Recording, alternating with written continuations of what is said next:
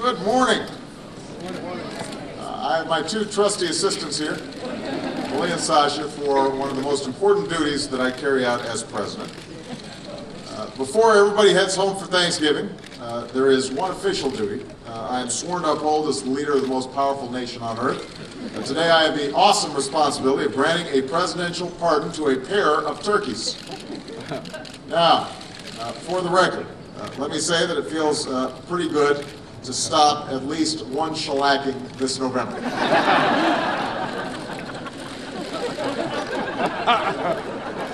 This year's national turkey goes by the name of Apple, and his feathered understudy is appropriately named Cider.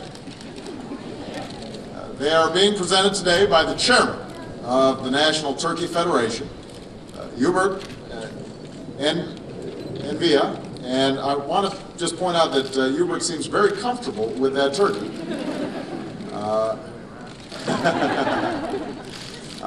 As well as the man who helped raise and handle them since birth, Ira Briscoe. Where's Ira? There's Ira. Give Ira a big round of applause for raising such outstanding turkeys. I want to thank you both for joining us here at the White House. Now, Apple and Cider came to us from the Foster Farms Wellsford Ranch, just outside of Modesto, California. Out of about 20,000 turkeys born at Foster's Farm this summer, 25 were selected for a final competition that involved strutting their stuff before a panel of judges with an eclectic mix of music playing in the background. It's kind of like a turkey version of Dancing with the Stars. Except the stakes for the contestants was much higher. Only one pair would survive and win the big prize, life, and an all-expenses-paid trip to Washington, where they've been living it up on corn feed at the W Hotel. The W Hotel's really been putting them up. It's great advertising. Makes you want to stay at the W. And after today, Apple and Cider will spend their retirement at the same beautiful place our first president spent his, Mount Vernon, Virginia.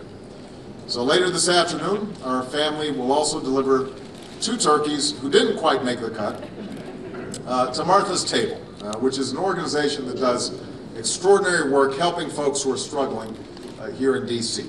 And I want to thank the good people at Jandel's Turkey Farm in Orfield, Pennsylvania, who've now donated these turkeys 2 years in a row. Now this, of course, is what's truly meant by Thanksgiving, a holiday that asks us to be thankful for what we have and generous to those who have less. It's a time to spend with the ones we love and a chance to show compassion and concern to people we've never met.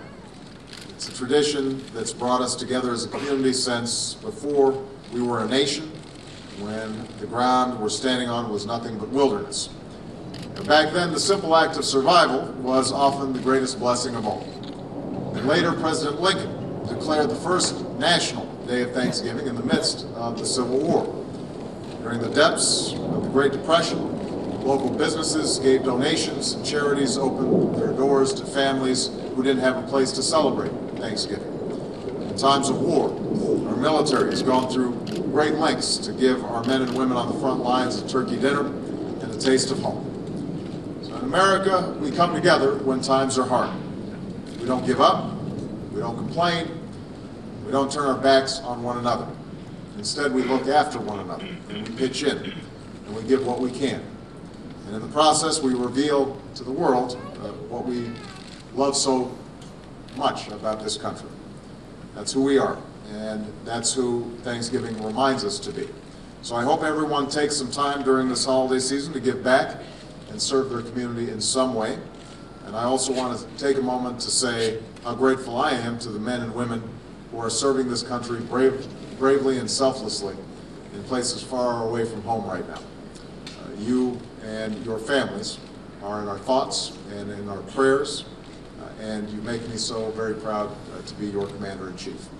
So on behalf of Michelle, Sasha, Malia, and myself, I want to wish everybody a wonderful and happy and safe Thanksgiving. And now, it is my great honor as well to give Apple and Cider a new lease on life. So, as President of the United States, you are hereby pardoned from the Thanksgiving dinner table. May you have a wonderful and joyful life at Mount Vernon. God bless you. And God bless the United States of America. All right.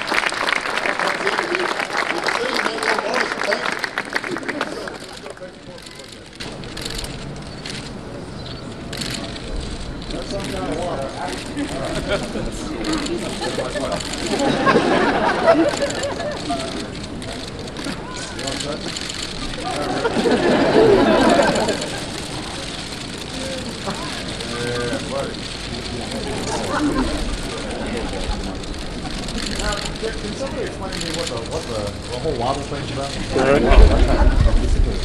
That probably dissipated if you don't have fridge on, so all the blood rushes to the water. Interesting. I guess we're glad we have fridge lines. Otherwise we'd be carrying these around.